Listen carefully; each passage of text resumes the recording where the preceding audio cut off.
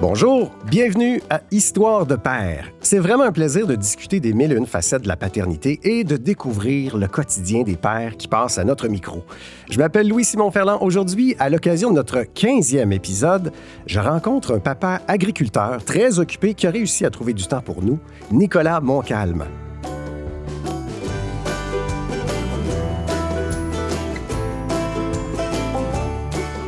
Je regardais l'autre fois des photos là, de quand on était jeune, puis combien de photos que nos parents ont, qu'on dort dans notre assiette, ou tu sais, je dors à l'étable dans un ben à mouler, ou je dis, nos parents ne nous faisaient pas tant faire de sieste, mais tu sais, nous, on est. Tu sais, mon enfant s'est jamais endormi dans son assiette en mangeant, tu sais. On les chapeaute peut-être plus, là, tu sais, on les. On s'en doute, être agriculteur, c'est très prenant. Ce sont des longues heures de travail. Or, un des plus grands défis de la vie parentale, c'est d'apprendre à gérer le temps et parfois essayer d'en trouver. Comment réussir à cultiver la vie familiale quand on est sur une ferme? J'ai très hâte d'entendre notre invité nous raconter son quotidien, lui qui est agriculteur et surtout papa de Clara, 8 ans, et de Philippe, 6 ans. Bonjour Nicolas. Allô? Comment ça va? Ça va bien, merci. Merci d'avoir pris le temps de venir jaser de paternité avec nous aujourd'hui parce que je sais que tes journées sont assez occupées, hein? Oui, ça lâche pas souvent. Il y a toujours quelque chose. Tu as une ferme laitière avec quoi? 1 ou 2 vaches, toi, j'imagine? Non, on a à peu près 160 vaches en lactation. C'est un troupeau de 320 têtes avec l'élevage, puis tout au complet. Là. Ça, avec les champs en plus, la machinerie. Ouais, c'est ça. On cultive tout ce qu'on a besoin pour les animaux, puis on fait un peu aussi de conserverie, là, des petits pois, des fèves pour l'alimentation humaine. OK, ça remplit les journées assez vite. Oui. Avant qu'on jase de ça, là, de ton quotidien d'agriculteur, j'aimerais ça en apprendre un petit peu plus sur ton histoire à toi. En fait, qu'est-ce qui t'a amené à être père un jour? D'abord, est-ce que tu as été élevé sur une ferme, toi, justement? Oui, c'est ça. Nous, la ferme, moi, je suis la 4e génération. Nous, on était 5. Là. J'ai 3 sœurs, un frère. Fait que, c'est une grosse famille. Puis sur la ferme, il y avait 2 maisons. Fait que j'avais mon oncle qui avait 5 enfants aussi. Fait qu'on était pas mal dans les mêmes âges. Là. La plus vieille à mon oncle, elle a 1 an de plus que moi. Fait que ça faisait une bonne dynamique. Là. On était, mettons, une dizaine. Les frères et sœurs sont plus vieux, là, mais c'est ça. Moi, j'ai pas mal joué avec les voisins qui étaient mes cousins et cousines. Oui, ça n'a pas fait de mauvais coups, hein, ces cousins-là. Ça pouvait arriver, là, mais ça finissait tout le temps bien. Et à ce moment, plus vieux peut-être, mais il y a quelques années, est-ce que tu as toujours voulu avoir des enfants? C'était-tu quelque chose que tu imaginais dans ta vie? Oui, c'est toujours de savoir, de trouver la bonne personne, puis le bon timing, mais oui, c'était pas une question pour moi, là. J'ai jamais eu de doute. Puis à ce moment-là, tu étais déjà agriculteur? Oui. Fait que tu devais te douter que ça ferait un surplus de travail d'avoir des enfants? Oui, mais... Mais pas tant, on pense pas tant à ces choses-là. On voit juste les beaux côtés, mais c'est sûr que... tu sais, ça me faisait pas peur non plus. Quand on est plus jeune aussi, on dirait qu'on a plus d'énergie puis plus de patience. Hein. Alors, finalement, est arrivé le grand jour. T'es devenu papa. Clara est arrivée quand même assez tôt, je pense. Hein? Oui, c'est ça. Marie est à 37 semaines. Puis, mais ça faisait comme déjà un bout qu'elle la portait bien basse, puis on sentait que ça se rapprochait. Là. Ouais. Mais ça a été un accouchement assez difficile aussi. Là. On pensait pouvoir l'avoir naturellement. Puis finalement, ça a fini en césarienne. Puis à un moment donné, la pression... Ma blonde a fait une chute de pression, je pense. Puis en tout cas, ça a été assez... je me suis ramassé par la suite avec notre fille, mais tu sais, je savais pas trop ma conjointe dans quel état qu'elle était non plus, là, parce que ça avait été un peu des montagnes russes, là, mais... Quand on est agriculteur, est-ce qu'on prend un congé parental? Non, c'est ça. C'est sûr que c'est ça qui est difficile à concilier. Là. Tu sais, nous, on n'arrête pas, on est propriétaire, puis c'est plus la conjointe, des fois, qui va trouver ça difficile, parce que dans ce temps-là, en plus, on avait des horaires assez chargés. Moi, je rentrais comme à 10 h le soir, souvent. Là. Fait que, tu sais, j'étais là, la période du souper, mettons, 5h30 à 7h. Fait que, tu sais, des fois, j'essayais d'aider le plus possible, là, mais je veux pas dire que j'ai pas changé ma routine, mais à ce moment-là, avec un enfant, c'était quand même pas si pire. Ma conjointe, elle s'occupait pas mal de tout, là, si on veut, là. Mm-hmm. Vous avez eu un deuxième enfant, Philippe, et lui a été encore... en fait, elle est entrée à l'hôpital quand même assez tôt. Ça a été encore plus tôt que pour Clara, qui est née à 37 semaines. Ta conjointe devait être alitée à ce moment-là? Oui, rentrée, c'était à 26 semaines. Elle avait commencé à avoir des maux de dos, puis fait qu'elle rentrait à l'hôpital. Puis là, on pensait pas que c'était ça, mais là, ils ont dit que le travail avait commencé. Tu sais, à 26 semaines, c'était une chose à laquelle on n'avait jamais vraiment réfléchi, là. Puis finalement, ils ont donné des médicaments pour essayer de faire arrêter le travail. Ça a fonctionné. À ce moment-là, on était à l'hôpital Anna-Laberge à Châteauguay, puis là, ils nous ont transférés à Montréal. Puis à partir de là, elle était... Il fallait qu'elle soit alitée tout le temps. Là. Ça a été une période assez difficile là, parce que tu peux plus rien faire. Puis là, on avait notre fille... Vous avez un autre enfant. C'est ça. Et à une la maison. ferme. Et la ferme. Elle était alitée comme 2 semaines, mais finalement, au bout de... C'est ça. Peut-être 2 semaines et demie, là, mais à 28 semaines et 3 jours, nous, c'est... Là, Philippe est né, finalement... assez d'avance, là, c'est ça. Un grand prématuré. Ouais. Fait que j'imagine qu'il restait à l'hôpital quand même assez longtemps. Ouais. Il a eu son congé de l'hôpital à la date à laquelle elle aurait dû naître normalement. Là. Fait que c'est ça. Ça a été une période difficile parce que même pendant que ma blonde était alitée, moi, je continuais de travailler. Je me disais, bon, elle n'a pas accouché, mais là, elle pouvait pas faire grand-chose. Puis, tu sais, sa mère allait la voir, mettons, elle avait les cheveux, tu sais, des choses comme ça. Mais là, moi, de temps en temps, j'allais avec notre fille. C'est arrivé une fois là, que ce qui avait vraiment marqué ma conjointe. Là, j'étais allé la voir avec Clara, puis ma soeur était venue la visiter. Puis là, devant ma blonde, ma fille, elle a appelé ma soeur maman. Tu sais. Fait que là, à partir de là, ma blonde, elle a fait comme là, je veux plus que ta soeur vienne avec la petite. Là, tu sais, c'est assez traumatisant là, parce que là, ça te met dans face que t'es pas là puis que ta fille, tranquillement, pas qu'elle t'oublie, mais tu sais, c'était un peu ça. Là. Mais ça devait être au bout de plusieurs semaines. Là, ouais. Mais toi, à ce moment-là, il faut que tu continues le travail sur la ferme puis tout ça. Mais ça fait beaucoup de choses en tête. Là. Tu penses à ton enfant, ton nouvel enfant, ta fille qui est là, ta blonde qui est ben, c'est ça. Aussi. Moi, tu sais, j'avais tout le temps comme dans l'esprit de me dire que ma blonde, ça allait bien, puis qu'elle assurait, puis que, tu sais, fait que là, c'est ça, t'essaies de dispatcher, mais t'essaies de remplir tous les trous, mais c'est comme pas faisable, là. Tu te sentais comment dans ce temps-là? T'avais-tu l'impression de n'échapper? Ou? Ouais, mais un peu, mais à ce moment-là, tu sais, je me disais, c'est pas si pire, tu sais, je trouvais qu'avec ma fille, ça se passait bien, puis elle était dans sa période qui était beaucoup papa aussi, là, elle avait comme 2 ans. Puis ça a été plus comme par la suite que je pense que ma blonde, elle avait un peu de rancœur. T'sais, même si on en parlait, c'est comme si on se comprenait pas. Puis, finalement, je suis pas gêné de le dire. Maintenant, on est allé voir quelqu'un ensemble, une thérapeute, pour un peu parler de tout ça. Parce que, elle, de son côté, elle allait voir quelqu'un parce que ça avait été très difficile, là, toute cette période-là.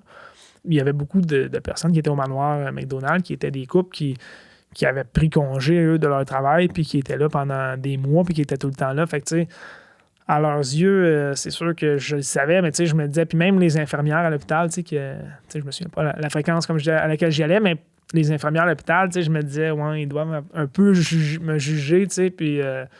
Mais je trouve ça super intéressant que vous ayez réussi à en jaser ensemble, et vraisemblablement, ça a dû aider quelque chose. Tu as compris des choses là-dedans, des discussions, après là, être arrivé à la maison, puis qu'il a fallu commencer une nouvelle vie familiale. Bien, c'est parce que souvent, c'est ça, les personnes ne sont pas toutes expressives autant ou de la même façon. Puis moi, c'est ça, quand tu dis tout le temps à l'autre, ça va bien. Mais là, à un moment donné, c'est ça, j'ai compris que, qu'on pouvait pas toujours juste faire comme, OK, on continue, puis ça va bien, c'est ça. Là, j'ai réalisé qu'il fallait que j'essaye d'aider plus ma conjointe, puis d'essayer d'être là. Mais j'ai une anecdote, là, tu sais, que... à un moment donné, notre enfant, dans le fond, Philippe était intubé, là, tu sais, il nourrissait avec un tube, puis... Ouais. À un moment donné, quand on a commencé à le faire boire au biberon, parce que l'allaitement, ça aurait été encore plus difficile, là, dans son cas. Là. Mais là, j'étais là cette journée-là, puis l'infirmière, je voyais qu'il voulait m'impliquer, puis disait, bon, fait qu'ils ont dit, c'est toi qui vas donner le biberon, tu sais. Puis, en tout cas, ça fait drôle la comparaison que je vais faire, mais à la ferme, moi, je m'occupe des veaux, puis je fais boire des nouveaux-nés, entre parenthèses. Là, j'en fais boire peut-être une centaine, même plus que ça, là, 150 par année. Là, fait qu'avec Philippe, je suis arrivé, puis là, en tout cas, j'avais vraiment la technique. Puis, j'étais vraiment comme en symbiose de dire, je voyais à quel rythme il pouvait aller, puis là, je modérais, ou, puis là, l'infirmière était comme, my God, elle a dit, combien de fois, elle trouvait, tu as déjà fait ça avant, puis elle était vraiment impressionnée, puis là, ma blonde était quasiment comme un peu fâchée parce qu'elle disait, Crime, t'es jamais là, entre parenthèses, puis là, t'arrives, puis ça se passe bien, puis c'est facile. Puis, en tout cas, c'était comme un peu une anecdote après ça qu'on en riait, là, parce que... Ça, c'était un peu la déformation professionnelle. Ouais, c'était exactement ça. Ce bout-là, tu l'avais. La vie d'un papa agriculteur, ça ressemble à quoi, là? Ben, là, le matin, on se réveille vers 6h30, 7h moins quart. Les enfants partent à l'école. Moi, je vais à la ferme. Je fais mon train le matin. Ensuite, je reviens manger, je vais refaire des tâches. Dernièrement, c'était plus à la ferme parce que j'avais un de mes cousins qui est en convalescence, mais sinon, ça peut être d'entretien après la machinerie ou des travaux dans les champs toute la journée. Puis le soir à 5 heures, moi, je retourne faire mon train. Puis là, je finis autour de 7 heures le soir. Là. Fait que ça, c'est notre nouvelle routine depuis qu'on a la robotisation. Puis c'est le fun parce que, en tout cas, avant ça, je rentrais à 10 heures le soir. J'étais là au souper avec les enfants, mais c'est ça. Je pouvais pas les voir beaucoup. Fait que là, je suis là pour les coucher. Puis, fait que c'est une façon au moins de gagner du temps aussi. Mais là, c'est ça. On s'est tourné vers la robotique. Puis, tu sais, la traite, elle se fait. C'est les robots qui font la traite. Puis, on a un robot aussi pour faire l'alimentation. Fait que mon train, maintenant, ça dépend. Ça varie là, entre 1 heure, 1 heure et demie, matin et soir. Fait que, tu sais, je suis capable de rentrer, de finir mes journées plus tôt. Là, fait que... Ta conjointe, elle a un emploi? Oui, c'est ça. Ma conjointe, elle travaille dans la construction. Fait que quand arrive le printemps, elle aussi, elle tombe dans une période très occupée. Oh oui, hein, j'imagine. Fait que des fois, ça fait un peu... c'est ça. Habituellement, pendant l'hiver, je suis habitué qu'elle soit un peu plus présente puis qu'elle puisse faire plus de choses. Mais là, c'est pas correct de ma part, là, mettons. Là, je devrais avoir beaucoup de compassion et de comprendre. Mais il y a des journées, mettons, dernièrement, là, elle rentrait à 5-6 heures puis elle arrive plus tard. Puis là, je suis comme, là, ça va... l'été, va-tu tout être comme ça? Là? Mais non, c'est ça. C'est toujours de se concilier. Mais c'est drôle parce qu'avant ça, moi, je rentrais tard, les enfants étaient couchés, puis là, ma blonde, elle disait tout le temps, je fais tout. Les dimanches avant ça, un dimanche sur 2, c'est moi qui les couchais, puis ça arrivait souvent que je m'endormais avec eux autres. Que, là, elle me disait, j'espère que ce ne sera pas toujours comme ça, puis je suis à la blague, peut-être, puis je vais être vraiment fatigué de toutes ces années-là, là, comme à avoir moins de sommeil, mais mettons, là, ça fait 1 an et demi qu'on a la robotisation puis qu'on peut rentrer un peu plus tôt. Ça arrive souvent, mettons, je soupe, puis là, c'est l'heure de coucher les enfants, mais on se bosse les dents, puis je m'en vais me coucher, puis j'étais une bonne période là, que je me suis couché beaucoup avec mon gars, là, puis je m'endormais avec lui, puis je me couchais à 8h30 le soir, puis là, elle me dit, avant ça, tu travaillais, puis là, t'es rendu que tu dors, elle me disait, c'est rendu plate, mais... Non, c'est ça. C'était comme une adaptation. Là. Oui, puis je remarque qu'elle a dit exactement la même phrase que tu y as dit, c'est-à-dire, ça va-tu être toujours comme ça? Oui, hein, exactement. Vous vous rejoignez au moins pour ça. Tes cousins, est-ce qu'ils ont des enfants? Oui. Quand vous parliez comme ça là, de machinerie ou de la ferme, là, parliez-vous aussi des enfants ou de votre rôle de père? Je ne sais pas, par curiosité, on jase de plein d'affaires. Ben, c'est sûr que, nous autres, on se fait tout le temps un running gag, mais nos blondes, ils trouvent tout qu'on n'est pas là, puis... Les seules fois qu'on est là, des fois, c'était que le running gag, c'est un peu de dire qu'on leur nuit plus que d'autres choses, là, parce qu'on vient casser la routine. Fait que quand tu essaies d'aider, finalement, ça se retourne contre toi. Mais j'ai des fois, là, mettons, moi, j'avais congé une fin de semaine sur 2. Fait que, mettons, le samedi soir, c'était pas un problème parce que là, on peut se coucher un peu plus tard. Mais là, dimanche soir, là, que je travaillais pas, ma blonde, elle me disait, là, c'est toi qui s'occupe des enfants, c'est toi qui... Là, tu donnes le bain, les dents, ils se couchent. Puis, t'as-tu aimé ça? Oui, non, moi, j'adorais ça, tu sais. Mais c'est juste que là, des fois, mettons, on le fait pas de la même façon. Les gars, les filles, c'est pas pareil. Puis là, souvent, elle était à critiquer. Puis là, je disais, là, tu veux que je le fasse? Laisse-moi le faire. Ah, ben, c'est bien, ça. Non, mais tu sais, c'est ça quand même, là. Fait que si tu veux un coup de main... Puis là, il y avait un hiver qu'on s'était fait une patinoire. Puis là, je me souviens, pendant l'hiver, cet hiver-là, des fois, je disais, va arroser la patinoire, là, laisse-moi faire, je vais m'occuper des enfants. Mais toi, ça t'a donné l'occasion de voir qu'est-ce qui se passait pour elle, mettons, dans le quotidien. C'est ça. Mais tu sais, c'est sûr que chacun apporte une dynamique différente. Tu sais, moi, ma conjointe, elle, mettons, c'est tout le temps la même routine. Si on veut, elle fait ça, elle fait ça, elle fait ça. Moi, j'arrivais, puis bon, ben...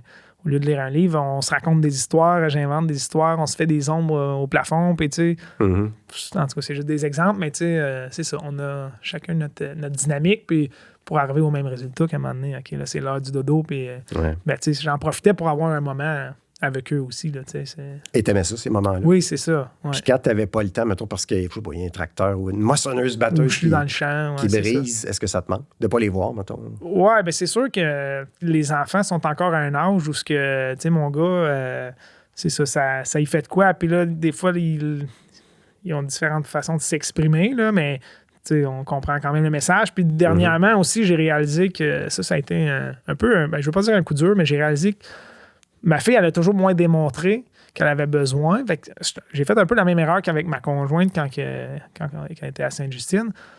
Ma fille, tu sais, tout a l'air tout le temps bien aller, puis elle est autonome, puis elle fait ses bricolages. Puis là, dans les derniers mois, à un moment donné, je m'étais rendu compte que je n'étais pas assez là pour elle. Puis, tu sais, à un moment donné, je vais la voir à son hockey, puis, tu sais, elle était sur la glace, puis elle me faisait des tatas. Puis, tu sais, elle arrêtait de jouer, puis elle cherchait on était où, puis, tu sais... il y a eu quelques signes comme ça, là, qu'à un moment donné, tu sais, puis même si ma blonde, parce que ce qui est arrivé, là, pour raconter l'histoire comme faut, c'est que notre garçon est né à 28 semaines, veut pas. Moi, j'ai eu le réflexe de un peu le couver, le surcouver, là, si on veut. Là, on s'inquiète tout le temps un peu, puis il y a tout le temps eu une fragilité au poumon. Fait que je faisais, sans trop le vouloir, du favoritisme, mais c'était comme parce que je m'inquiétais plus pour mon gars. Puis là, ben, c'est ça. En vieillissant, ça a comme continué parce que lui, il avait beaucoup besoin de son papa, tu sais. Fait que t'essaies de répondre comme aux besoins immédiats, mais à long terme, c'est ça. J'ai réalisé à un moment donné que ma fille, sans l'exprimer, elle avait besoin, puis c'est ça. Fait que là, t'essaies de corriger le tir un peu. Là. Ouais. Mais c'est-tu quelque chose maintenant que tu remarques plus ou que tu vas faire? Ben, j'essaie de faire plus attention. Oui, c'est ça.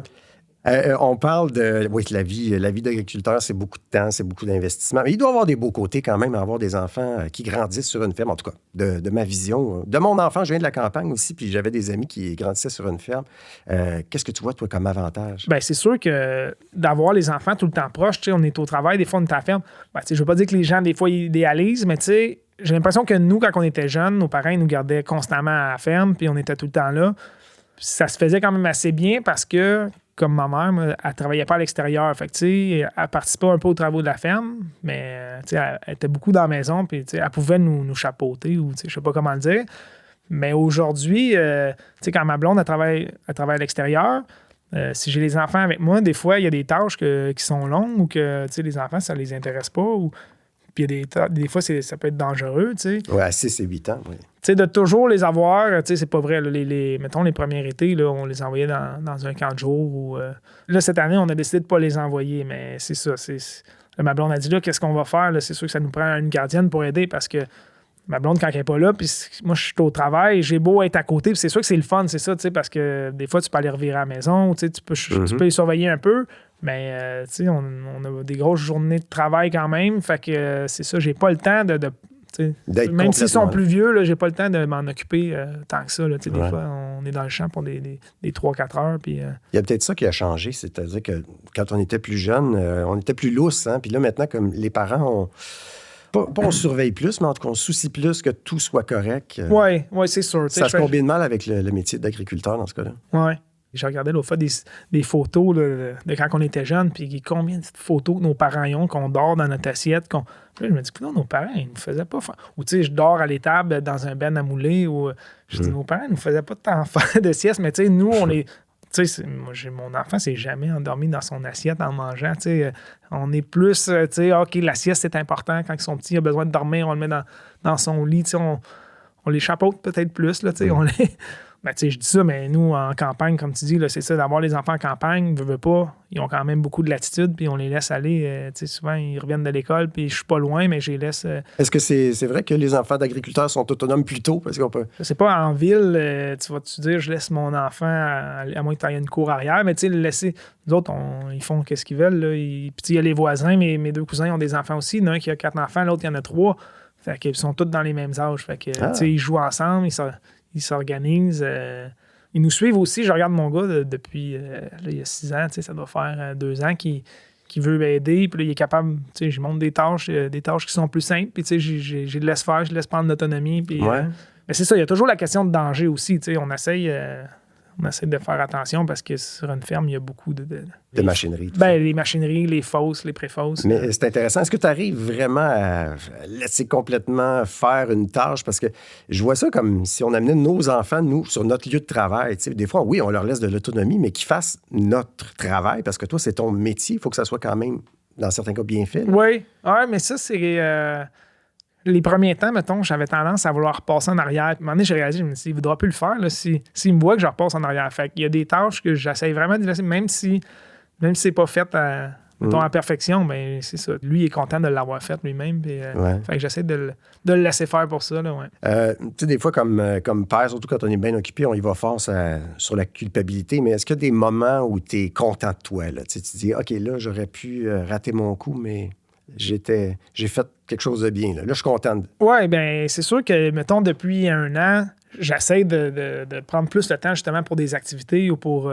tu sais, là, l'été commencé, c'est le soccer, tu sais, de prendre le temps d'y aller. Puis, depuis toujours, moi, tu sais, c'est un peu dans... Peut-être c'est dans ma nature, mais tu sais, les enfants étaient jeunes, puis j'ai me suis toujours donné le temps de jouer avec eux autres, puis de faire des jeux, puis qu'on s'amuse, tu sais, puis de pas laisser la raison prendre le dessus nécessairement. Tu sais, des fois, les enfants, on veut faire une cabane dans le salon, tu sais, avec des couvertes, tout ça, puis là, on fout un sacré bordel, là, tu sais, ma blonde, des fois, elle est comme, ouais. Est-ce que ça arrive des fois que tu vas, au lieu de faire quelque chose que tu devrais techniquement faire, rationnellement, que tu vas choisir de mettre ça de côté puis d'aller jouer avec eux autres? Oui, c'est ça. J'essaie de le faire de plus en plus, de le mettre en pratique, là.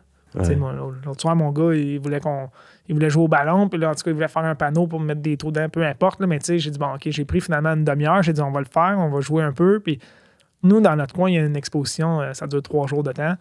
C'est beaucoup les animaux, tout ça, mais il y a une partie manège, puis tu sais, ma fille, en tout cas, finalement, on est arrivé là. Il n'y avait pas personne, fait qu'on s'était mis à faire des manèges, puis tu sais, on avait vraiment passé la journée, on dirait, à rire, puis à s'amuser, puis tu sais, c'était pas juste des manèges, là. Des fois, c'est des petits labyrinthes, tout ça.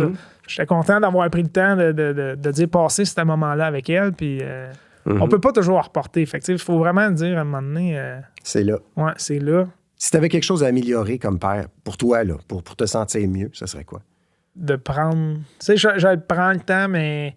On est souvent, mais ça, c'est peut-être tout le monde qui est comme ça, là, mais on est souvent dans les « OK, là, il faut que tu fasses ça, le ramasser. » On est souvent un peu dans, je vais pas dire dans la critique, mais tu sais, bon, c'est le bordel. OK, là c'est dépêchez-vous, il faut faire ça. Fait que je pense que c'est un peu ça malgré qu'il faut être parent, puis qu'il faut les encadrer, puis qu'on a des choses à faire, de réussir à d'autres moments de trouver le temps de jouer, puis d'être amis avec nos enfants, puis de s'amuser, puis faut pas juste avoir le rôle de... le rôle du méchant. Là, mais... On le disait tantôt, c'est plein de facettes, hein, la paternité. Fait qu'essayer de trouver les autres facettes aussi, puis les essayer. Je comprends. Tous les pères passent par différentes étapes dans leur parcours de père. Toi, quel conseil tu aurais pour les autres futurs pères agriculteurs, mettons? Je sais qu'on n'aime pas ça donner des conseils, là. Bien, ça reviendrait à ça, tu sais, de dire de prendre le temps, parce que à un moment donné, le temps, il revient pas. Puis comme je disais, les enfants, si tu le fais pas, de prendre le temps puis de leur consacrer du temps, ça va venir assez vite qu'ils n'auront plus besoin de toi puis qu'ils ne voudront plus d'en passer de temps avec toi. Fait que le conseil, c'est ça, c'est de leur consacrer du temps puis toujours quand même, je ne veux pas dire s'amuser, là, mais tu sais, que ce soit le fun.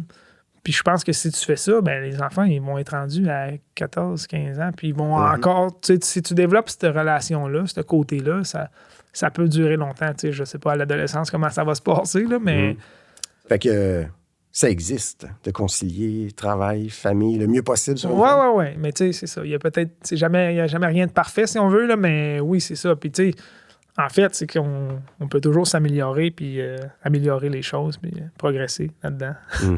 Ben, merci beaucoup, Nicolas, d'être venu jaser avec nous autres. J'ai rencontré un fermier et un gentleman en même temps. Merci beaucoup. Je te souhaite de bonnes récoltes pour les prochains mois. Merci beaucoup. Et un grand merci à vous d'avoir prêté l'oreille à notre épisode. Histoire de père est un balado de Naître et Grandir produit en collaboration avec la maison de production Grand Public. Je m'appelle Louis-Simon Ferland. Je vous invite à découvrir les autres épisodes de ce balado sur votre plateforme audio préférée ou sur notre site naîtreetgrandir.com/balado. Merci de nous avoir écoutés et à bientôt.